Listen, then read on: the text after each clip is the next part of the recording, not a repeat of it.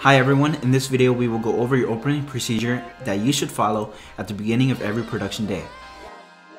Every day we will want to check the waste tank.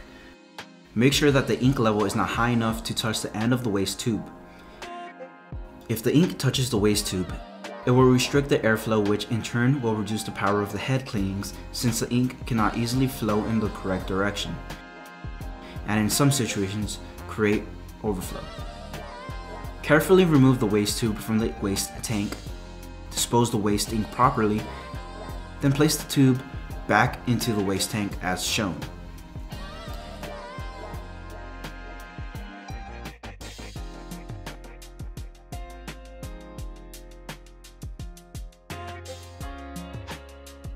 Now open the side ink bay.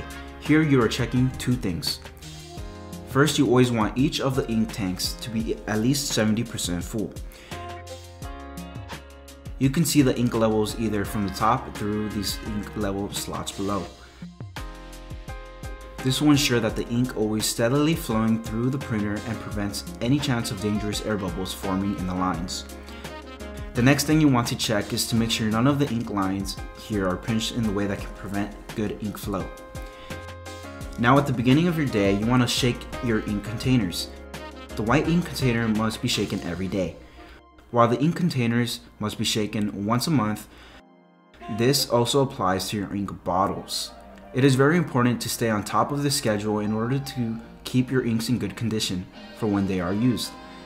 When shaking your ink containers, carefully remove from the ink bay and shake vigorously for 10 seconds.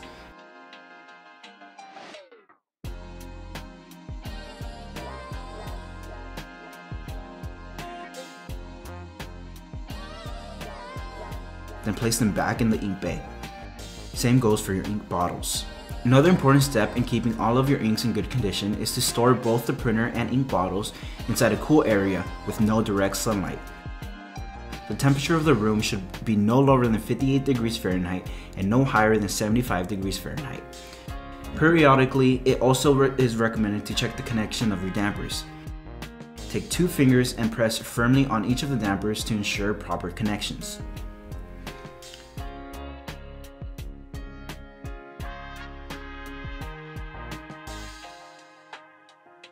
Now when turning on the printer, switch it on from the back first.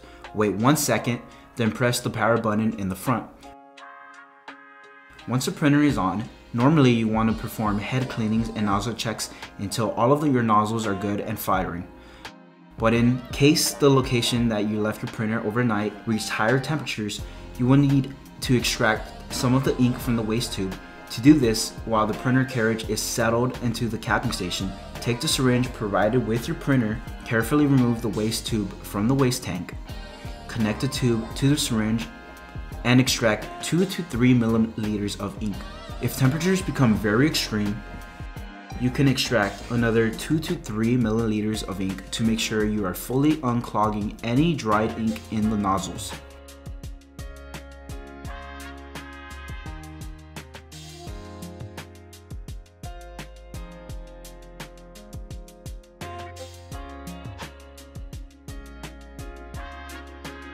Once extracted, carefully disconnect the waste tube from the syringe, place the waste tube back to the waste ink, and empty out the syringe into the waste tank. What this is doing is pulling ink through the print head in order to dislodge any dried up ink that may have resulted from high temperatures from the night before.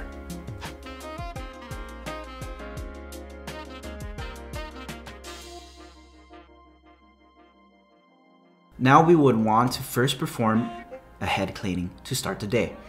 To do this, go to Digital Factory and head to Devices.